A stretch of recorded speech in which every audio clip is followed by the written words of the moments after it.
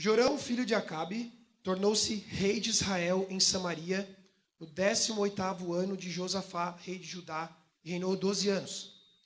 Fez o que o Senhor reprova, mas não como seu pai e sua mãe, pois derrubou a coluna sagrada de Baal que seu pai havia feito.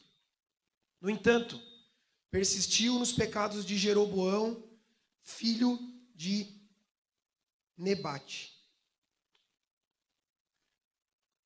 Frank, você tira um pouquinho do agudo aqui do retorno, por favor, que está voltando aqui, tá? Vamos lá. No entanto, persistiu nos pecados que Jeroboão, filho de Nebate, levara Israel a cometer, e deles não se afastou. Ora, Messa, ou Mesa, na outra tradução, rei de Moabe, tinha muitos rebanhos e pagava como tributo ao rei de Israel 100.000 cordeiros e a lã de 100.000 carneiros. Mas, depois que Acabe morreu, o rei de Moabe rebelou-se contra Israel. Então, a gente tem aqui um rei que rebelou-se contra Israel. Então, naquela ocasião, o rei Jorão partiu de Samaria e mobilizou todo Israel. Também enviou esta mensagem a Josafá, rei de Judá: o rei de Moabe rebelou-se contra mim. Irás acompanhar-me na luta contra Moabe? Ele respondeu: sim, eu irei. Serei teu aliado, os meus soldados e os teus soldados, os meus cavalos e os teus serão um só exército. E perguntou: por qual caminho atacaremos? Respondeu Jorão: pelo deserto de Edom. Então o rei de Israel partiu com os reis de Judá e Edom. Depois de uma marcha de 7 dias, já havia acabado a água para os homens e para os animais. Exclamou então o rei de Israel: e agora? Será que o Senhor ajuntou a nós os 3 reis para nos entregar nas mãos de Moabe? Mas Josafá perguntou: será que não há aqui profeta do Senhor para que possamos consultar o Senhor por meio dele? Um conselheiro do rei de Israel respondeu: Eliseu, filho de Safate, está aqui. Ele era auxiliar de Elias. Josafá prosseguiu: a palavra do Senhor está com ele. Então o rei de Israel, Josafá, e o rei de Edom foram falar com ele. Eliseu disse ao rei: vá consultar os profetas do seu pai e da sua mãe.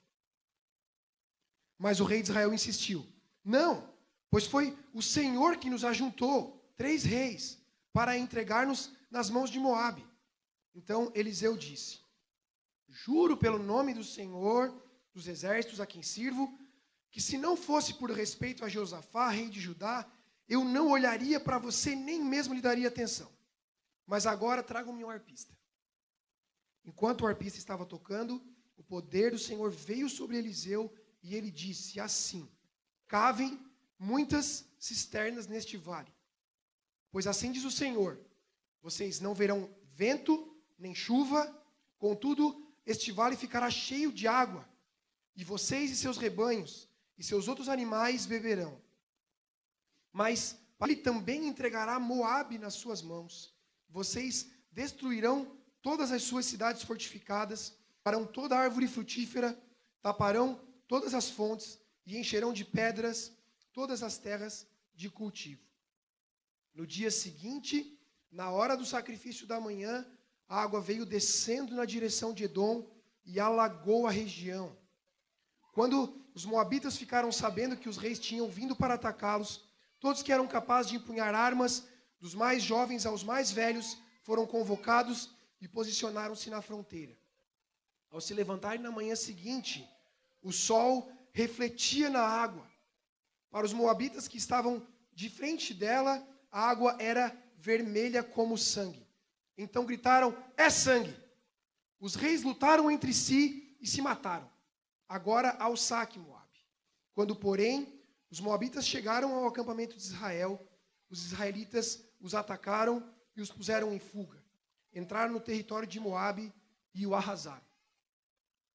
Textão, né? Vou resumir a história aqui. Uma nação que pagava tributos para Israel. Assim que o rei morreu, eles se revoltaram, se rebelaram contra Israel e disseram: não vamos mais pagar impostos.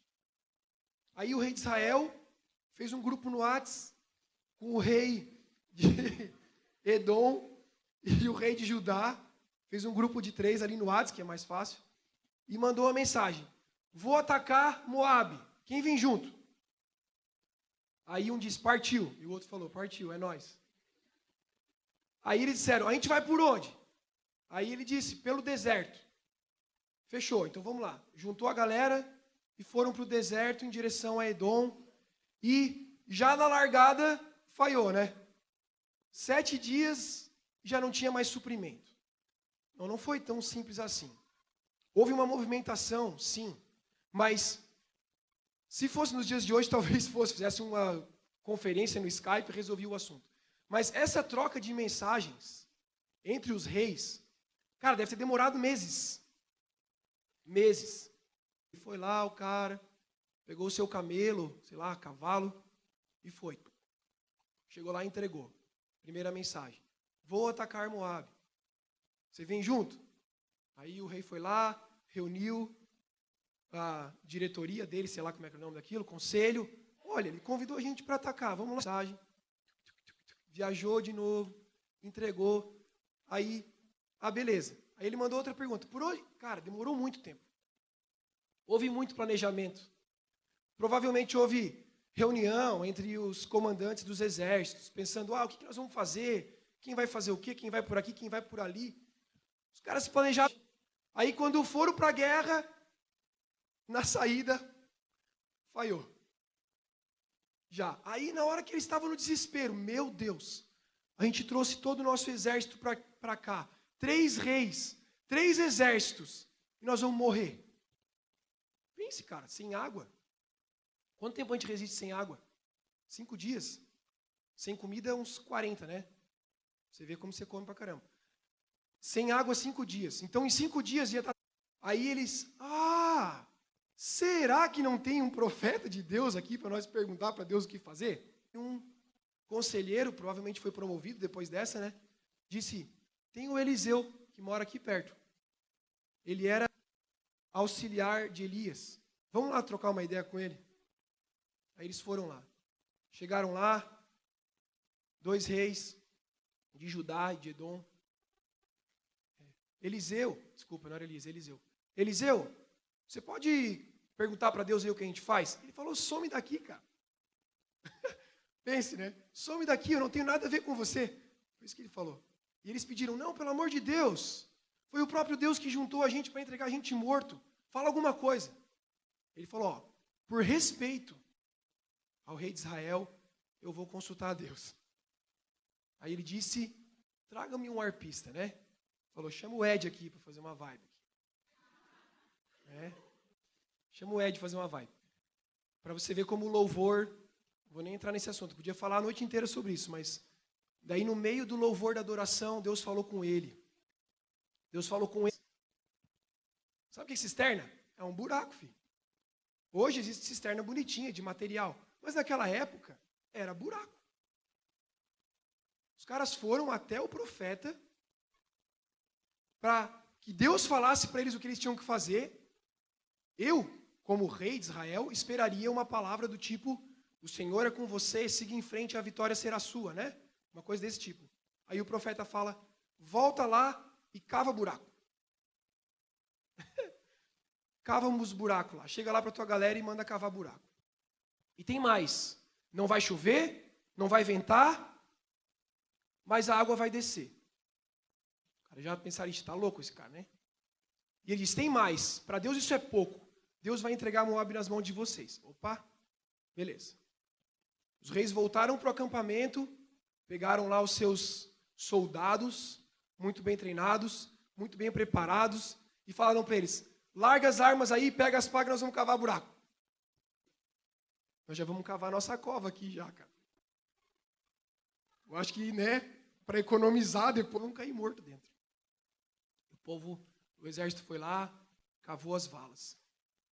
Cavou as valas. No outro, não ventou, e a água veio e encheu as cisternas. Olhando para esse texto, a gente tem muita coisa para aprender aqui. Primeira, que está na cara. Consulte a Deus quando você for fazer os teus planos. Muitas vezes, muitas pessoas se associam com outras pessoas por causa de um propósito pessoal. Mas se eles não têm palavra de Deus, se eles não têm revelação, vai morrer na casca.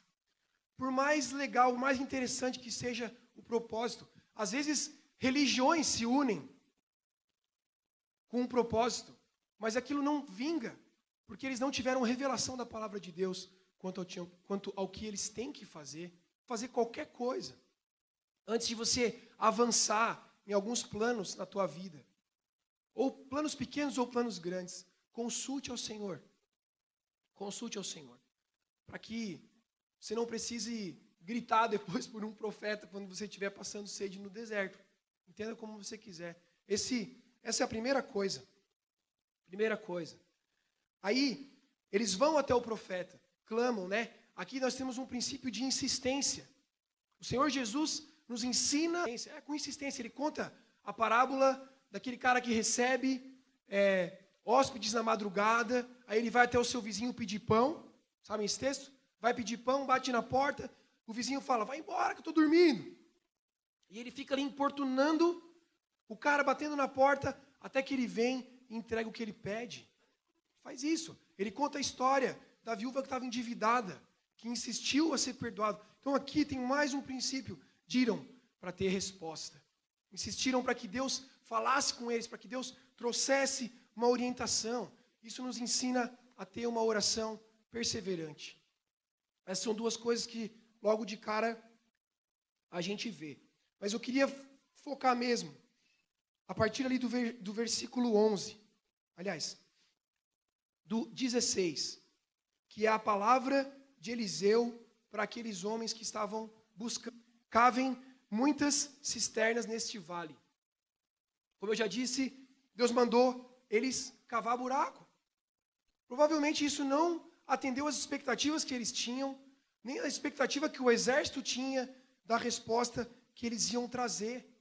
Mas o que Deus está falando aqui para mim e para você, que muitas vezes, e talvez já tenha acontecido com você, você está no meio de uma dificuldade, você está no meio de um furacão, sei lá, de uma tempestade, procura alguém, procura um pastor, procura um líder, procura um amigo teu que é um pouco mais crente que você, né?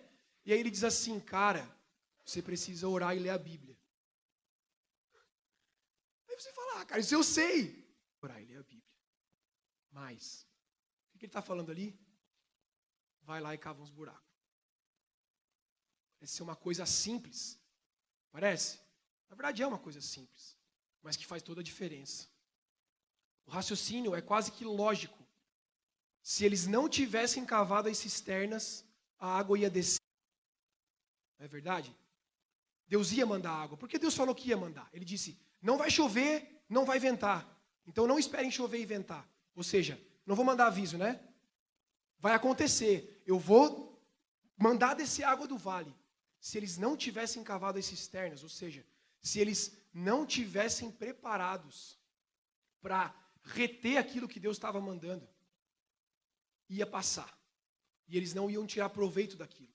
Talvez eles matassem a sede momentaneamente, talvez eles até ficassem felizes, nossa, está descendo água, que legal, olha, um rio se abriu aqui. Mas a água ia passar e eles não iam conseguir reter aquilo que Deus estava mandando. Cavar essas cisternas, cavar essas valas, significa descer naquilo que é o profundo, que é o fundamento da nossa fé. É o fundamento da nossa prática como cristão. Está preparado para ser usado por Deus. Está preparado para receber aquilo que Deus vai mandar para você. Ah, eu preciso estar preparado? Óbvio, é claro. Senão Jesus não falaria o quanto é importante você escolher a melhor parte, que é estar com Ele. Você precisa constantemente estar preparando as cisternas para receber aquela água que Deus vai mandar e que vai te suprir na tua necessidade, que vai suprir tudo a batalha, literalmente aqui, tudo aquilo que você precisa para continuar na batalha. Aí depois, no 17, Eliseu diz, vocês não verão vento nem chuva, contudo este vale ficará, os animais beberão. Fé.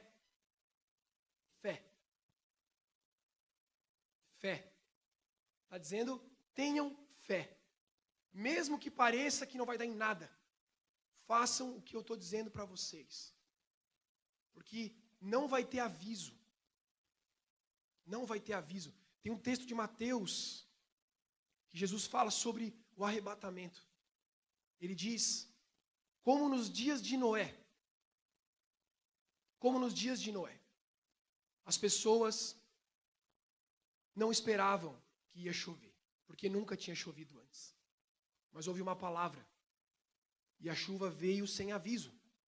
E quando começou a chover, já era tarde demais. Quando começou a chover, já era tarde demais. O texto de Mateus fala, como nos dias de Noé, as pessoas se casavam, se davam em casamento, se assentavam na roda dos escarnecedores. Mas quando a chuva começar a cair, pode ser tarde demais. Deus amplia isso para nós. A ação do Senhor na nossa vida depende da nossa fé e não das circunstâncias. Ele dizia, não vai chover, não vai ventar. Então não depende das circunstâncias, depende da fé. Não depende das coisas aparentes, de obedecer o que o Senhor nos diz. Os reis precisaram decidir cavar as cisternas pela fé. Pela fé. Quando o Senhor opera, Ele vem e derrama uma bênção abundante sobre aquele que está esperando preparado nele. E o Espírito Santo transborda o coração do servo que confia nele em todo tempo. O Senhor transborda. Não vive racionando, transborda. Não vive com migalha, transborda. Não vive com pouquinho, transborda. Não é superficial, é profundo. É profundo. Aí o versículo 18 diz, mas para o Senhor isso ainda lhes entregará Moabe nas suas mãos. E esse é o resultado final da confiança total na orientação que o Senhor deu a eles. Na fidelidade com as coisas simples, ou com as coisas que parecem ser simples, coisas pequenas, aconteceu. Que a superação da dificuldade aconteceu. A vitória sobre o pecado, a superação dos problemas e das dificuldades, elas começam na escavação das valas, no que é básico. A vontade do Senhor tem como propósito não um remendo na minha vida e na tua vida. Não uma simples vitória sobre uma dificuldade que você está tendo agora, mas uma vitória completa sobre o pecado, sobre tudo aquilo que não agrada a Deus, sobre tudo aquilo que te afasta de Deus. Quando o Senhor vier com a água, filho, não vai ser um remendinho, não. Não vai ser assim, ó, vou te dar um empurrãozinho, sei mais um pouco. Deus vem e preenche por completo. Aí lá no 20 e no 24, se você quiser me acompanhar, do 20 ao 24, disse assim, no sacrifício da manhã, a água veio descendo na direção daquela região. Quando os moabitas ficaram sabendo que os reis tinham vindo para atacá-los, todos que eram capazes de empunhar armas, do mais velho ao mais jovem, foram convocados e posicionaram na fronteira. Ao se levantarem na manhã seguinte, o sol refletia na água. Para os moabitas, que eram os inimigos, que estavam de frente para aquela água, a água era vermelha como sangue. Estão entendendo o que aconteceu? Então, sim ou não? Para aqueles que estavam de frente para a água, quando a água refletia o sol, aquela água era vermelha como sangue. E eles gritaram, é sangue. Os reis se mataram entre para cima deles e vão ganhar deles, que estão mortos já. Porém, quando os moabitas chegaram ao acampamento de Israel, os israelitas da aguinha estavam benzaço. E o inimigo veio totalmente despreparado. Eles os atacaram, os puseram em fuga, entraram no território, dominaram o território. Cara, aqui tem uma metáfora maravilhosa. Maravilhosa. Quando o exército dos moabitas viu aquelas águas avermelhadas, eles acharam que era o sangue dos exércitos, mas era ali a representação do poder do sangue de Jesus sobre a nossa vida. É o sangue de Jesus que nos faz vitoriosos. É a mesma coisa. A condenação vem e tenta enxergar a gente, mas tem um sol que reflete na água que está na nossa frente e mostra que o sangue de Jesus já nos lavou. E o pecado não tem mais poder sobre as nossas vidas. Porque nós estamos cobertos por esse sangue de Jesus. E é isso que garante a vitória para mim e para você, querido. E não é uma vitória assim, uma vitória financeira, paguei uma conta que estava atrasada. Isso é ridículo, perto da grandiosidade da obra que Deus faz na minha vida e na tua vida. Quando a gente aprende a depender de Deus, essas coisas elas... Porque a gente sabe que a gente está debaixo do cuidado dEle, debaixo da graça dEle. A gente não pode fazer por merecer nada disso. Algum de nós poderia pegar e posicionar o sol para que ele refletisse vermelho? Não. A mesma coisa, ninguém poderia vencer o pecado assim. Ninguém poderia oferecer um sacrifício tão grande quanto o que o próprio Deus ofereceu por mim e por você. E essa é a maior vitória que já foi conquistada. Essa é a maior vitória que já foi conquistada. De graça. E todos os dias caminhe em obediência. Caminhe em obediência. Caminhe em obediência. Cavem as valas. Quando você precisar que elas sejam cheias, eu vou enchê-las. Caminhe em obediência. Experimente profundidade. Experimente fartura. Experimente abundância. Experimente o transbordar daquilo que Deus tem para mim e para você. Eu e você, a gente não luta por nós mesmos para vencer o pecado. Nós precisamos lutar contra nós mesmos, para aprendermos a depender de Cristo todos os dias. Porque quem faz de mim e de você um vencedor, alguém mais do que vencedor, que é o que a palavra diz, é Jesus. Nós precisamos estar nele, para que desfrutemos dessa vitória eterna. Amém?